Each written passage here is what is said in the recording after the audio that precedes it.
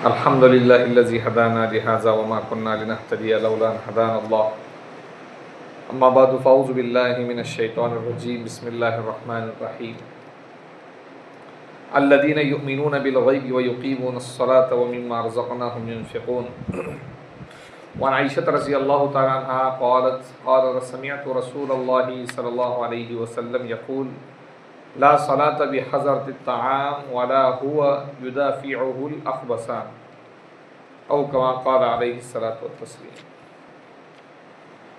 मोहतरम मुकर्रम हाज़रीन, नमाज बाजमात के बारे में गुज़िश्ता जुमा में बात हो चुकी थी कि जमात के साथ नमाज पढ़ना वाजिब है और अल्लाह रब्बुल इज़्ज़त ने उसकी बड़ी फ़जीलत रखी है। जमात से नमाज़ पढ़ने से मुसलमानों के अंदर इत्तिहाद इत्तिफ़ाक़ पैदा होता है, आपस में एक दूसरे के हालात जानने का मौका मिलता है, गरीब मुसलमानों से अमीर मुसलमानों की हमदर्दी पैदा होती है, मुसलमानों के अंदर जो इंतिशार है वो ख़त्म हो जाता है और नमाज का सवाब तो मिलता ही मिलता है, लेकिन एक हमदर्दी, इसारी, एक दूसरे से ताल्लुक़ जोड़ना और मोहब्बत जो मुसलमानों के दरमियान इस ज़माने में मफ़कूद है और ख़त्म हो चुकी है, वो पैदा हो जाती है। इसलिए मुसलमानों को जमात के साथ नमाज़ पढ़ने का हुक्म दिया गया। लेकिन सबसे बड़ा सबब ये है जमात का कि एक आदमी जब अल्लाह के दरबार में हाजिर होता है और अकेले अल्लाह को पुकारता है तो उसके पुकारने में और सारे इंसानों के मिलकर 25 लोग मिलकर अल्लाह को पुकारे तो उसके उन 25 लोगों के पुकारने में और एक आदमी के पुकारने में फ़र्क आपको नज़र आएगा। जमात के ऊपर अल्लाह का हाथ होता है, इसलिए हदीस में आता है यदुल्लाहि अलल जमाअ, कि जमात के ऊपर अल्लाह की मदद है, जमात के ऊपर अल्लाह की मदद है। जमात से मुराद खैर का काम करने वाली जमात मुराद है और उसके अंदर सबसे बड़ी जमात अगर हम शुमार करते हैं तो वो नमाज बा जमात है, जिसका हदीस के अंदर, जिसके बारे में गुज़िश्ता जुमा के अंदर हम तफसीलवार उसके बारे में बात कर चुके हैं। इस मजलिस में हमें ये बतलाना है कि जमात किन किन उज़रों की वजह से हम छोड़ सकते हैं।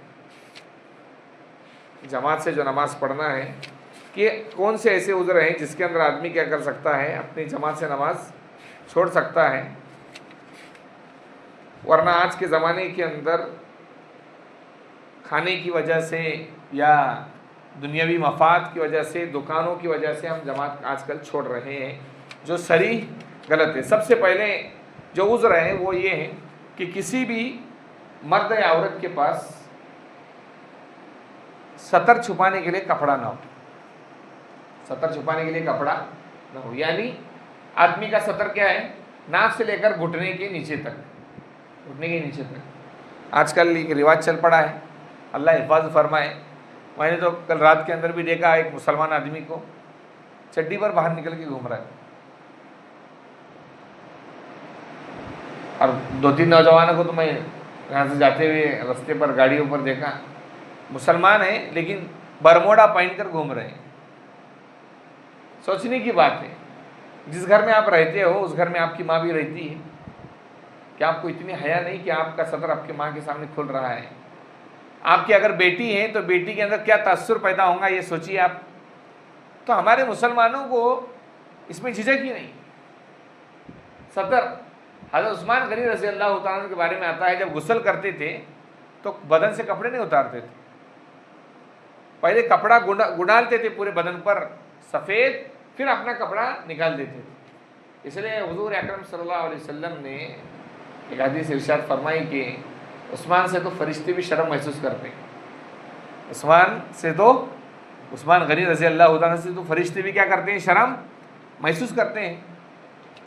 तो इसलिए किसी मर्द को नाक से लेकर घुटने के नीचे तक का जो हिस्सा है वो सतर है।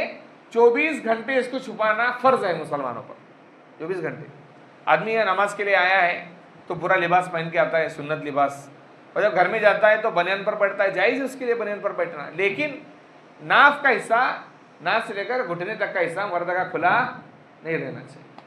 इसी तरीके से औरत के लिए सीना और उसकी पिंडली पिंडली तक का हिस्सा औरत के लिए जो सतर मर्द का है वही औरत का है, लेकिन सीने का हिस्सा और पीठ का हिस्सा उसको भी छुपाना फर्ज है घर के अंदर। ये फर्ज हिस्सा है जो औरत को छुपाना है। लेकिन फी जमानी ना, इस जमाने में ख्वाहिशात की वजह से और बुरी चाहतों की वजह से और पर्दे का इत्मीनान न होने की वजह से और फितनों का ज़माना आने की वजह से और लिबास पतला होने की वजह से हर मुसलमान औरत को पूरा लिबास पहनना चाहिए। पूरे लिबास का मतलब ये है कि घर के अंदर चेहरा खुला रहे, सर खुला रहे, कोई मसला नहीं। लेकिन एक बात याद रखिए, सर के बाल अगर खुले रहेंगे फरिश्ते उस घर में दाखिल नहीं होते। लेकिन औरत को इजाज़त है कि पिंडली तक क्या कर सकती है, वो अपने घर के अंदर नमाज के अलावा इतना खुला रख सकती है। जैसे औरतें जो है कपड़े धोते वक्त ये ऊपर चढ़ा लेती हैं या हाथ चढ़ा लेती है कोहनियों तक, उसको इजाज़त है। लेकिन फिर भी अपने शोहर के अलावा, अपने लड़कों के अलावा, ससुरे से उसको पर्दा नहीं है, लेकिन फिर भी उलमा इकराम ने इस ज़माने में साफ सुथरी बात लिखी हुई है कि अपने ससुर से भी पर्दा करे। पर्दे का मतलब क्या बोल रहा हूँ, यानी ये जो पिंडली खुली रहती है घर के अंदर औरतों के कपड़े धोते वक्त या फिर जो है कोहनी तक जो है लिबास चढ़ा हुआ रहता है, इसको झांकना चाहिए, एहतियात बरतना ज़रूरी है। तो औरत के लिए अगर सतर बकदर सतर नमाज के अंदर जितना हिस्सा छुपाना फ़र्ज है, इतना लिबास न मर्द के पास है न औरत के पास है। तो इस सूरत में मर्द और औरत घर के अंदर नमाज पढ़े, मस्जिद में ना आए।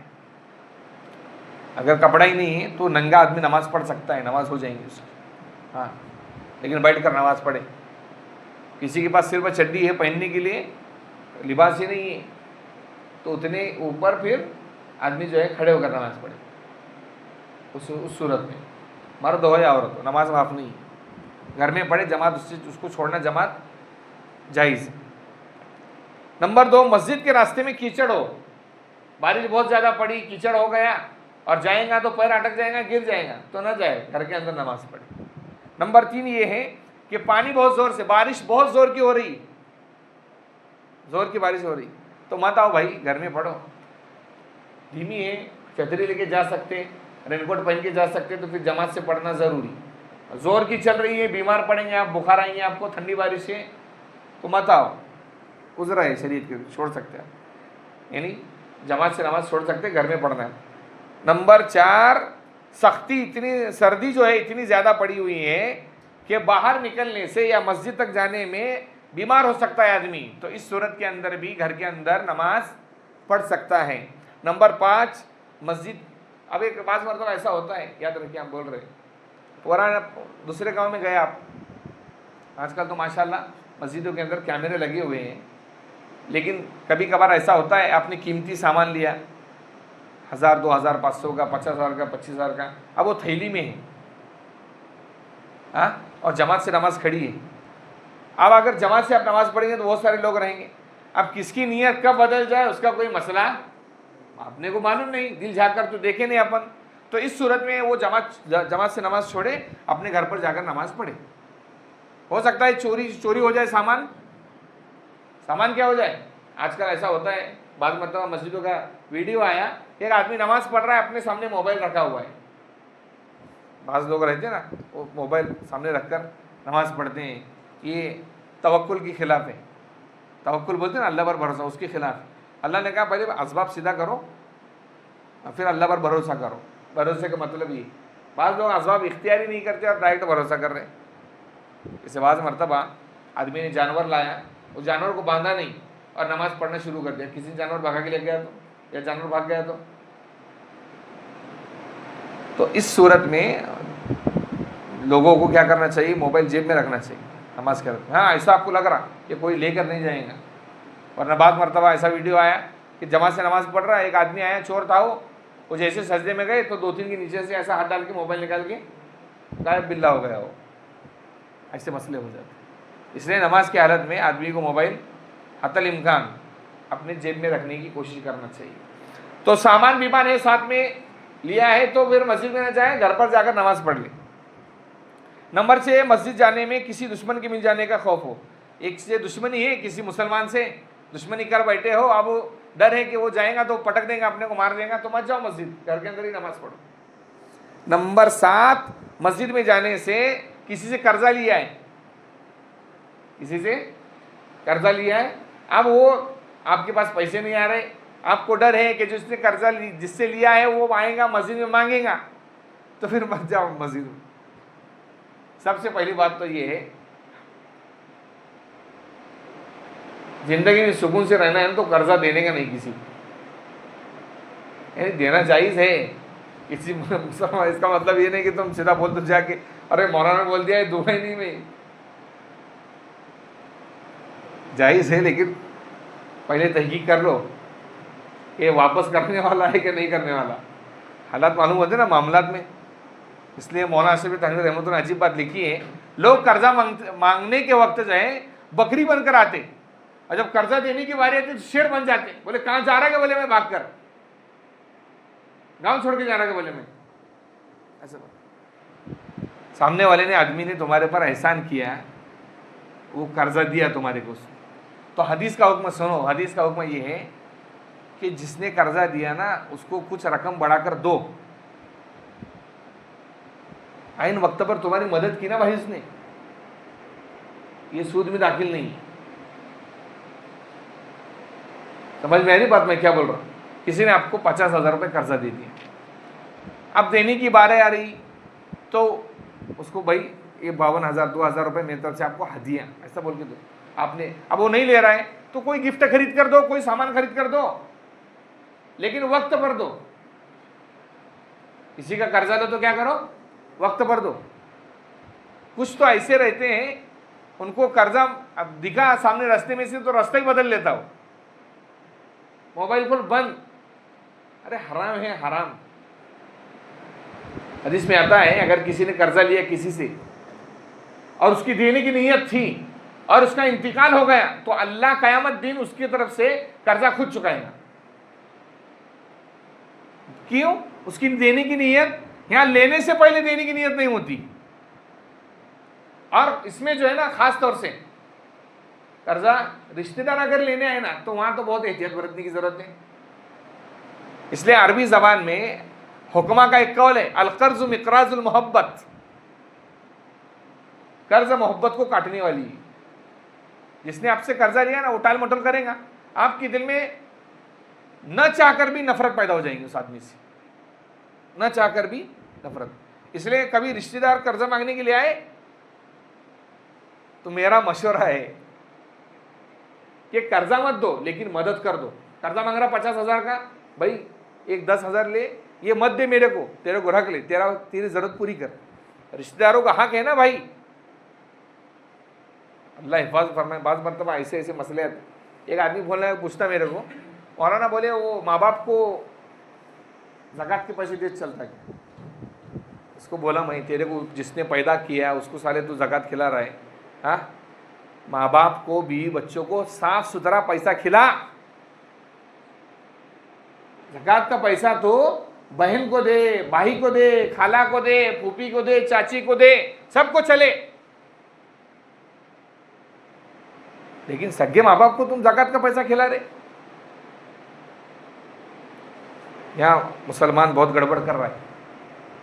तो इसलिए अगर किसी ने कर्जा लिया और उसको मालूम है कि ये मस्जिद में आएगा तो अपने को कर्जा मांगेगा, तो फिर उसको जायज़ है कि अब वो कौन सा कर्जदार जिसने लिया है, वो कर्जदार जो देने की तो उसकी पूरी तैयारी थी लेकिन पैसे ही ना मिले मजबूरी की वजह से, और जो टाल मटोल करता है पहले से मालूम है कि ये कभी देने वाला, तो उसको दूर से सलाम करने का, भाई निकल ले। शरीयत का हुक्म है, कोई गुनाह नहीं इसमें, इसमें कोई गुनाह। कर्ज देना आपका एहसान है। हुजूर अकरम सल्लल्लाहु अलैहि वसल्लम को एक यहूदी आदमी ने कर्ज दिया, आप सल्लल्लाहु अलैहि वसल्लम ने लिया है कर्ज। कर्ज लेना जायज़ है, कर्ज लेना जायज़ है और देना भी साहब का काम है, लेकिन इस जमाने में सोच समझ कर देना चाहिए। लोग मौलाना लोगों को ठग रहे हैं तो तुमको क्या बख्शेंगे? नहीं, और हमारे में से भी कुछ ठग रहे सब, ये भी बड़ा मसला है। तहकीक, इसलिए इस्लाम ने जो बात कही ना कि किसी को देते वक्त उसकी तहकीक मुकम्मल करो। मामलात के अंदर सफाई विलायत की सबसे बड़ी निशानी, याद रखना। हजरत उमर रज़ी अल्लाह ताला अन्हु के पास आकर एक ने कहा कि हजरत उमर वो बड़ा वली आदमी लग रहा। हजरत उमर ने कहा कभी उससे मामला किया, पैसे देकर देखा, कारोबार करके देखा, उससे उधार देकर देखा? उधार देकर देख तो उसको मालूम पड़ेगा वो क्या है करके। मामलात में आज क्या है, पूरा के पूरा मुसलमान का कचरा है।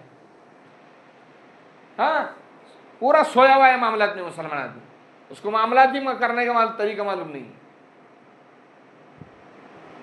तो इसलिए जो आदमी मजबूरी की वजह से नहीं दे सका कर्ज, उसकी रकम आने वाली थी नहीं मिली, या कोई घर का कोई, तो फिर वो फोन पर बताए अब मस्जिद बनाए चलेगा उसको, क्योंकि सामने वाला मिलेगा तो उससे झगड़ा करेगा, तो फिर आने की उसको ज़रूरत नहीं है। नंबर 8 है कि अंधेरी रात हो, रास्ता दिखाई न देता हो और अपने पास रोशनी का सामान भी ना हो। लाइट चली गई, पूरा अंधेरा छा गया, बाद मरतबा देखिए आसमान पूरा काला हो जाता है रात में, रास्ता ही दिखाई नहीं देता है। तो ऐसी सूरत में फिर आपको जमात से नमाज नहीं, आप घर के अंदर नमाज पढ़े, क्योंकि जान के जाने का खतरा है इसलिए। नंबर 9 ये है कि रात का वक्त हो और आंधी बहुत सख्त चलती हो, आंधी यानी हवा बहुत तेज़ी से चल रही है, तो फिर आप घर के अंदर ही नमाज पढ़े। आपको जमात से नमाज पढ़ने की ज़रूरत, आप जब घर के अंदर नमाज पढ़ते हो उनके लिए भी हम आखिर में एक मसला बताएंगे क्या है। नंबर 10, किसी मरीज की तीमारदारी करता हो कि उसके जमात में चले जाने से उस मरीज की तकलीफ या वहशत का खौफ हो। दवा खाने के अंदर आप पहुंच गए, आपकी वालिदा बीमार है, कोई दोस्त बीमार है, कोई चाहने वाला बीमार है, और वहाँ पर कोई ज़रूरी काम है, जैसे आप दवा लेने जा रहे हो या कोई मेडिकल का उसका बिल कर रहे हो या कोई काम कर रहे हो, तो आप जमात छोड़ सकते हैं। जमात, क्योंकि वो मरीज़, अरे बाज़ मरतबा मरीज़ ऐसा होता है वो बोलता है कि तुम बैठो हमारे पास, क्योंकि बाज़ लोगों से मोहब्बत होती है आदमी को, वो बोलता है कि आप बैठे रहो, आपका बैठना हमारे लिए शिफा का ज़रिया बनता है, इसका ज़रिया बनता है। अरे बाज़ लोगों को ऐसा ही है, कभी याद रखना, कभी कभी तकलीफ़ पहुँचे ना, कभी गम हो जाए ना, तो हुजूर अकरम सल्लल्लाहु अलैहि वसल्लम को याद कर लेना, बहुत आसानी से तकलीफ़ ख़त्म हो जाएंगी इंशाअल्लाह। बड़ा नुस्खा है, अल्लाह वालों ने किताबों में लिखा है, अगर किसी को गम तकलीफ़ पहुँचती है, दर्द होता है, मुसीबत आती है, तो पैगम्बर जनाब मोहम्मद रसूलुल्लाह, जिससे हम हर मुसलमान को मोहब्बत कामिल होती है, उनको याद करना चाहिए। तो अल्लाह ताला, एक तो या मोहब्बत के अंदर आदमी का दर्द ख़त्म हो जाता है, दूसरा ये है कि अल्लाह नबी अकरम सल्लल्लाहु अलैहि वसल्लम की मोहब्बत की बुनियाद पर उस तकलीफ़ को भी आसानी के साथ ख़त्म फरमा देते हैं। तो दवा खाने के अंदर कोई मरीज़ है तो आदमी क्या कर सकता है, जमात से नमाज छोड़ सकता है। नंबर 11 ये कि खाना तैयार हो या तैयारी के करीब हो और भूख बहुत ज़ोर की लगी हो, तो नमाज ना पढ़े, पहले खाना खाए। क्यों? वो पूरी नमाज को खाना बना देगा, पूरी नमाज में सोचेगा क्या बनेला है खाने में, होता ही नहीं ऐसा। हर बात मतलब शादी में दावत में गए, पहली पंगत में बैठने का शौक रहता है लोगों को, और बैठना भी चाहिए, तरीका वही है। अब यहाँ पर आपको मालूम है कि तो जाएंगे तो बाद में से औरतें बैठेंगी, तो बैठ जाओ, बाद में से पढ़ो नमाज। घर के अंदर खाना पका है, सफ़र से आए, आप थके हुए हो, इधर जमात का टाइम हुआ, तो जमात से नमाज मत पढ़ो, आप पहले खाना खाओ। पहले क्या करो, क्योंकि अगर नमाज बांध दी है तो भूख की शिद्दत की वजह से और बाद मतलब दिमाग के अंदर खाने का शौक होने की वजह से पूरी नमाज को ही खाना बना देता आदमी, ऐसा होता है। इसलिए पहले क्या करें, खाना खाए। इसलिए जो हदीस मैंने पढ़ी, ला सलात बि हज़रति ताम, खाना जब मौजूद हो तो फिर नमाज मत पढ़ो।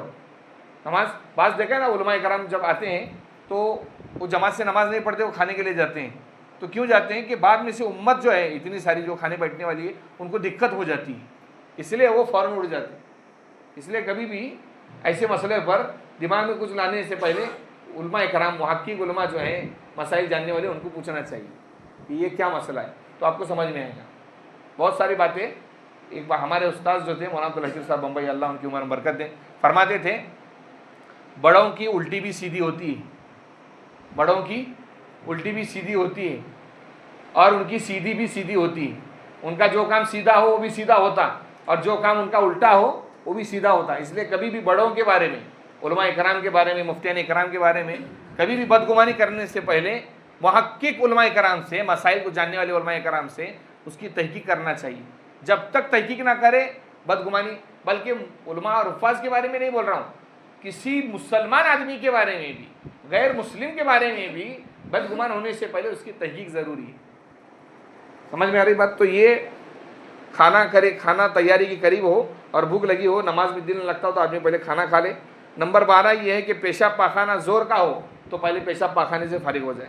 नंबर 13 ये है कि सफ़र का इरादा हो और जल्दी जाना हो तो फिर जमात से नमाज आदमी छोड़ सकता है, घर में नमाज पढ़ के निकल सकता है। इसी तरह ट्रेन में बाज़ मरतबा देखा है मुसलमान क्या करते हैं, वो रेल पटरी पर, आज तो दंगा ही चालू है उस पर, कहीं पर नमाज़ पढ़े तो, हालांकि वहाँ एक वेटिंग रूम रहता है, वहाँ पर जाके कोई नमाज़ पढ़ने में कोई दिक्कत नहीं है, लेकिन फितना है तो फिर बच ले आदमी। ट्रेन के अंदर नमाज़ पढ़े, ट्रेन छूट जाती बाज़ मरतबा ऐसे वक्त में, तो इस वक्त सोच समझदारी से काम लेना चाहिए। शरीयत ने कहा कि भाई ट्रेन के अंदर भी नमाज़ पढ़ो, उसका भी तरीका है, वो बता देंगे किसी दिन। कोई ऐसी बीमारी हो जिसकी वजह से चल नहीं फिर सकता, नाबीना हो या लंगड़ा हो या पैर कटा हुआ हो, तो उसको नमाज जमात से नमाज छोड़ने की इजाज़त हो। अलबत्ता जो नाबीना, आंखों से माजूर है, लेकिन वो मस्जिद तक पहुंचने की ताकत रखता है, अपने बेटे के ज़रिए, अपने भाई के ज़रिए, या खुद आ सकता है, तो फिर उसको मस्जिद में आना, जमात से नमाज़ पढ़ना उसको ज़रूरी है। तो ये 14 उज़्र थे। अब जो आदमी घर के अंदर उज़्र की वजह से नमाज़ पढ़ेगा, उसको चाहिए कि अपनी बीवी को लेकर नमाज़ पढ़े।